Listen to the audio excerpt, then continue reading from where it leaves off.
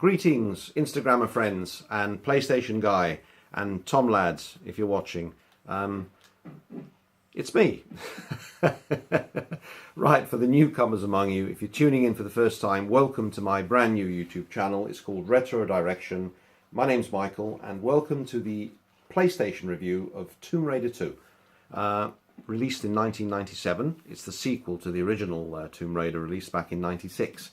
And what a brilliant game it is. Now, before I get mauled by this doggy...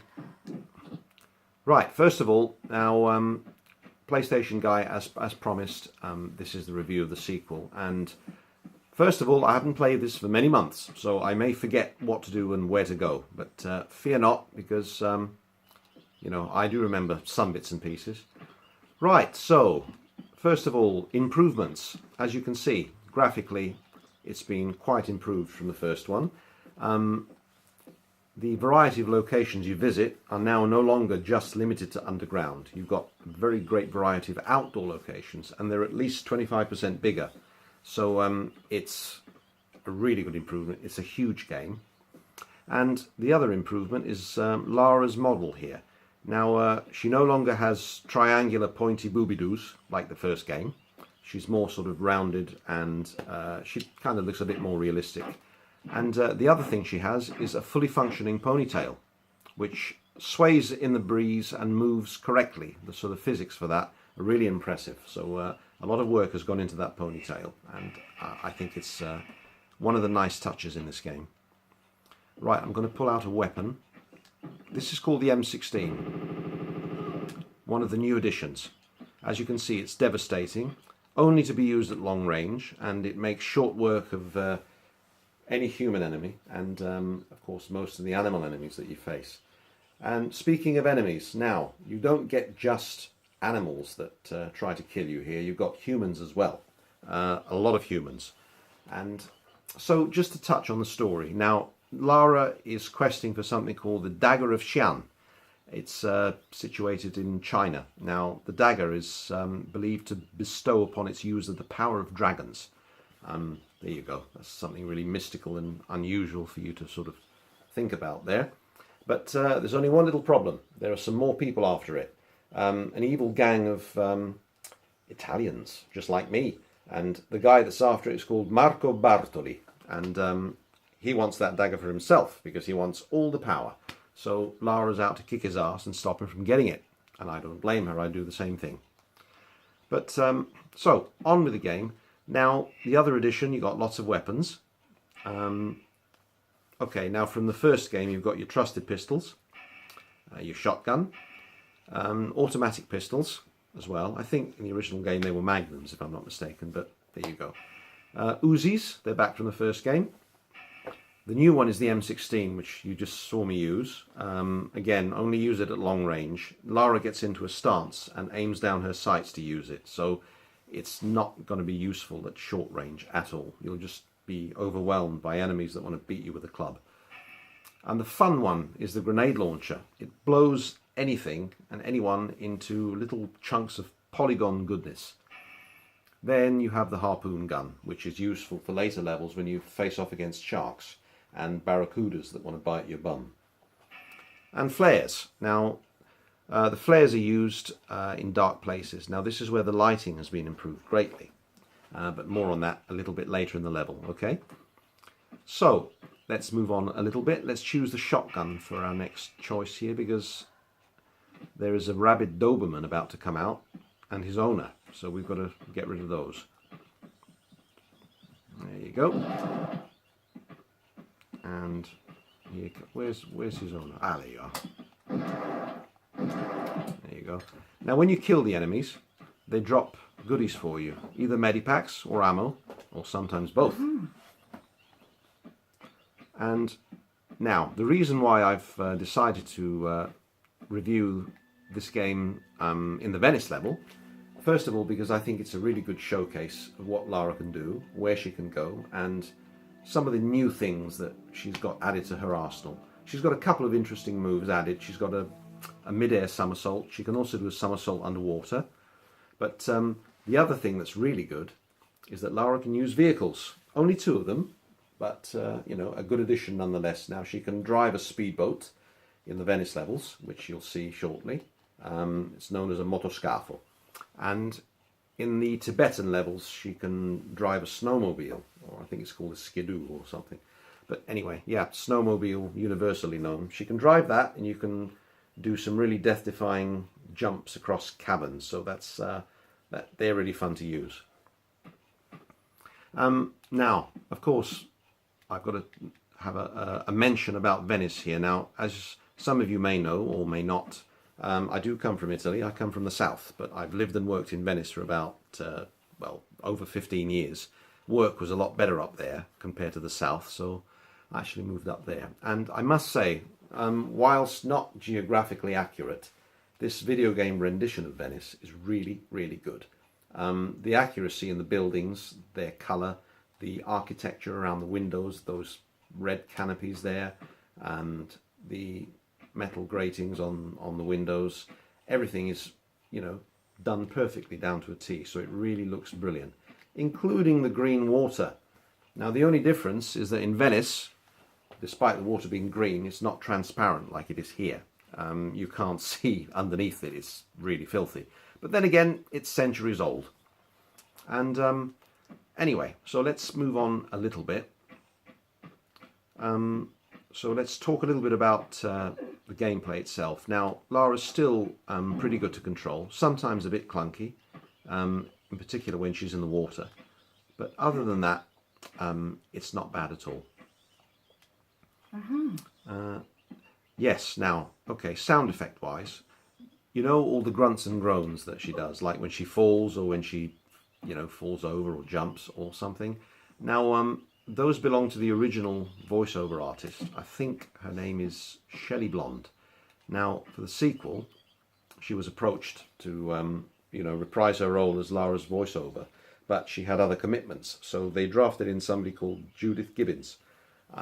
But Shelley Blond gave Core Design permission to use her grunts and her groans and her cries and screams, but the actual speaking parts are done by Judith Gibbons. Now, I really like her voiceover for the simple reason that when you actually hear her speak, she's extremely cultured and really posh and, you know, really, really beautiful sounding lady. But there's a kind of inflection in her voice that while she's speaking, that inflection says, yeah, okay, I'm posh, I'm cultured. You can even think I'm stuck up, but you dare mess with me and you really don't know what you're doing. I will seal your fate. And I think, again, that's a nice touch. Now, let's go and get the key from the guy that I shot with the M16. Okay, there we go. Right, PlayStation guy. Yeah, I know I did a little boo-boo in my original review. I said, I hope you're having nice, and then I fell and said another. But there you go. That made a few people laugh, including my wife. Now, this fellow's got a key. Didn't mean to light the flare there, but you'll see it have better use shortly. Let's jump back onto this canopy. Now, we got to go back down because this door needs to be open, so I didn't open it.